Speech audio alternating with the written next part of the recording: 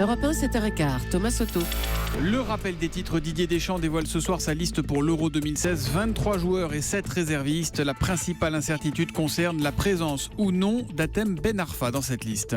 Les suites de l'affaire Denis Baupin, la ministre de la Famille, Laurence Rossignol, veut faciliter l'accès des victimes à la justice. Elle souhaite que les associations puissent porter plainte à leur place.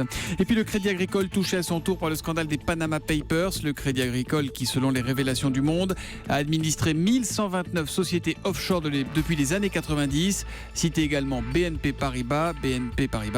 Bercy demande des comptes à ces deux groupes. La météo, un peu le même temps qu'hier, mais avec moins de pluie. Partout des nuages, des éclaircies, des averses et des giboulées. Les températures maximales dans la journée, 15 à Langres, 16 à Dijon et à Cherbourg. Il fera 17 à Bourges, à Quimper, à Châteauroux et à Tarbes. 18 à Montluçon, à La Rochelle, à Lyon, à Nancy et à Poitiers. Comptez 19 à Nice, ainsi qu'à Marseille, à Bordeaux et à Reims. 20 à Aubenas, à Valence et à Paris. 21 à Toulouse, 22 à Avignon et 23 à Lille. Europe 1, 7h16, les experts avec vous, Thomas Soto. Expert de l'économie, Axel de Tarlet. Expert de la politique, Antonin André. Bonjour à tous les deux. Bonjour Thomas. Le Conseil d'État annule le contrat de partenariat public-privé signé entre la ville de Bordeaux et le nouveau stade de foot, le Matmut Atlantique. Axel de Tarlet, les sages estiment en fait que la facture finale a été sous-estimée. Oui, alors c'est le groupe Vinci qui a construit et qui gère ce nouveau stade. Au début, cela devait coûter aux Bordelais 3 800 000 € par an pendant 30 ans. C'est en tous les cas la facture qui avait été présentée en conseil municipal. Sauf que les coûts ont été sous-estimés. On n'a pas tenu compte, par exemple, d'une subvention de la ville de 17 millions. On n'a pas tenu compte du fait que la ville de Bordeaux prenait à sa charge tous les impôts et les taxes que devait payer le stade. En tout, selon les calculs d'un conseiller municipal d'opposition, la vraie facture, c'est pas 3,8 millions, mais 6,8 millions Par an ? Par an, voilà, pendant 30 ans, quasiment le double. Et donc le Conseil d'État vient de donner raison à ce conseiller municipal d'opposition et a annulé ce contrat pour défaut d'information. Alors on ne va pas déconstruire le stade, Alain Juppé a maintenant 4 mois pour faire voter en conseil municipal une nouvelle délibération avec cette fois tous les coûts, délibération qui sera évidemment adoptée. Bon, mais alors, au-delà de cet exemple du stade de Bordeaux, le Matmut Atlantique, on a l'impression, Axel, que ces partenariats publics-privés, ces PPP, tournent toujours à l'avantage du concessionnaire privé et au détriment du contribuable. Alors vous avez raison, il y a beaucoup d'exemples. On pourrait également citer le dérapage du tout nouveau centre des armées de Ballard, vous savez, à Paris, qui a été construit et qui est géré aujourd'hui par Bouygues. Ça a dérapé, l'armée va devoir payer aux concessionnaires privés 154 millions d'euros par an pendant 27 ans, simplement pour occuper les lieux. Le principe de ces partenariats, c'est quoi? Comme l'État et les villes n'ont plus d'argent, elles confient tout au privé et en échange, le privé facture un loyer tous les ans à payer. Alors oui, c'est très cher. En même temps, il ne faut pas jeter la pierre à ces partenariats publics-privés. Ils ont un grand mérite, c'est la transparence. On voit précisément ce que coûtent aux contribuables ces infrastructures pharaoniques. Parce que d'ordinaire, comment ça se passe quand une ville fait construire un stade ou un hôpital? On n'a aucune idée de ce que ça coûte. C'est noyé dans les dépenses publiques, noyé dans les frais de fonctionnement.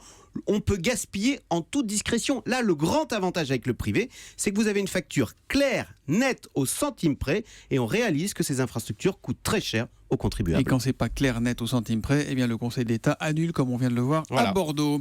On va parler politique. Alors ils ont raté leur coup, ils n'ont pas pu déposer leur motion de censure de gauche, les frondeurs Antonin André, mais malgré tout, ils sont contents d'eux. Près de 30 députés socialistes prêts à renverser le gouvernement. Ce n'est que le début. La suite, c'est une primaire contre François Hollande. S'il n'y a pas de primaire, Antonin, ça ne les arrêtera pas. Non, ils auront un candidat à l'élection présidentielle. Je suis très sérieux. Un des leaders des députés frondeurs me l'a confirmé hier au plus fort de la crise. S'il n'y a pas de primaire à gauche, si François Hollande est propulsé candidat imposé par le PS, alors nous aurons un candidat entre François Hollande et Jean-Luc Mélenchon. C'est la prochaine étape. Très sérieusement envisagé par les frondeurs. Alors il faut trouver le bon candidat. Benoît Hamon en rêve, il a signé le projet de motion de censure de la gauche hier. Martine Aubry en a l'étoffe. Arnaud Montebourg vient de sortir de son silence, il est disponible. Bon, Hamon, Aubry, Montebourg, ça fait un fauteuil pour 3. Quel est le mieux placé? Arnaud Montebourg. Martine Aubry, c'est terminé, les frondeurs n'y croient plus. Benoît Hamon pour une primaire, pourquoi pas, mais il n'a pas vraiment la taille présidentiable. Arnaud Montebourg est donc le mieux placé et surtout, il s'y prépare. Il est persuadé qu'il correspond au moment. La pagaille, le désordre lié au débat sur la déchéance de nationalité et sur la loi El Khomri sont imputables, selon lui, à François Hollande et le désigne comme un recours, un repère pour la gauche. Et c'est ce qu'il dira haut et fort lundi lors de son traditionnel pèlerinage au Mont Beuvray en Saône-et-Loire. Premier grand discours politique du jeune retraité. 300 personnes attendues, dont des frondeurs qui ont confirmé leur présence. Arnaud Montebourg va annoncer des initiatives et le lancement d'un projet pour 2017. Il avait fait 17%, c'est ça la primaire Absolument. Il y a 5 ans.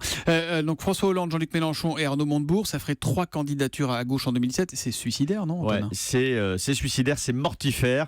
D'autant qu'on peut ajouter Cécile Duflot, Philippe Poutou pour le NPA, Nathalie Arthaud pour LO. On est à 6 candidats pour un total gauche historiquement bas, 32 à 35%. Ça veut dire quoi ? Ça veut dire l'échec assuré pour les frondeurs, mais aussi pour François Hollande, fossoyeur de sa propre majorité. Il ne serait pas dans ce scénario-là au second tour de la présidentielle. Il y aura un candidat des frondeurs à la présidentielle, nous dit ce matin Antonin André, et il pourrait bien s'appeler Arnaud Montebourg. Embarquement immédiat pour un voyage dans le temps. C'est aujourd'hui dans l'histoire avec Franck Ferrand. Bonjour Franck. Bonjour Thomas. Alors dites-nous à quel 12 mai nous allons ce matin. Le 12 mai 1949, la fin du blocus de Berlin aujourd'hui. Depuis presque un an, Berlin-Ouest était fermé aux Occidentaux.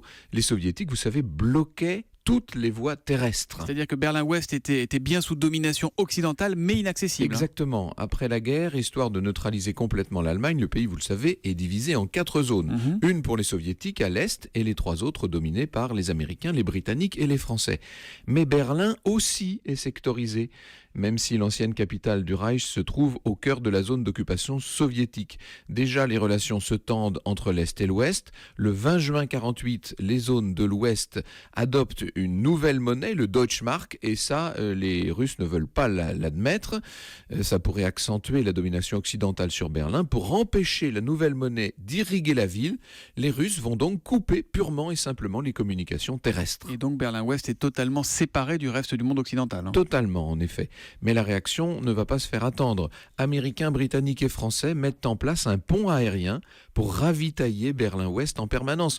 Dites-vous qu'en 322 jours, 278 000 vols vont partir de l'Allemagne de l'Ouest pour survoler la zone soviétique et aller se poser à Berlin-Ouest. Ça demande une débauche de moyens. Qu'importe, la tactique porte ses fruits. Ce 12 mai 1949, les Soviétiques abandonnent le blocus. Berlin-Ouest reste donc sous domination occidentale. Ce n'est que le début de la guerre froide. 12 ans plus tard, Berlin sera physiquement coupé en deux par le célèbre mur. Aujourd'hui, l'aéroport de Tempelhof, tellement important, qui a été utilisé par les Alliés à l'époque, est fermé. Ces hangars viennent d'être reconvertis en logements pour des migrants réfugiés. Vous voyez l'ironie de l'histoire. Enfin, c'est une autre histoire. L'histoire qui revient tout à l'heure à 14h, vous nous parlerez de quoi, Franck ? On va évoquer l'histoire et la légende de Saint-Martin. Vous savez, ce légionnaire romain qui avait partagé son manteau avec un pauvre. Au cœur de l'histoire, avec Saint-Martin et Franck Ferrand. Saint-Ferrand, c'est à 14h sur Europe 1. À tout à l'heure et à demain, les experts.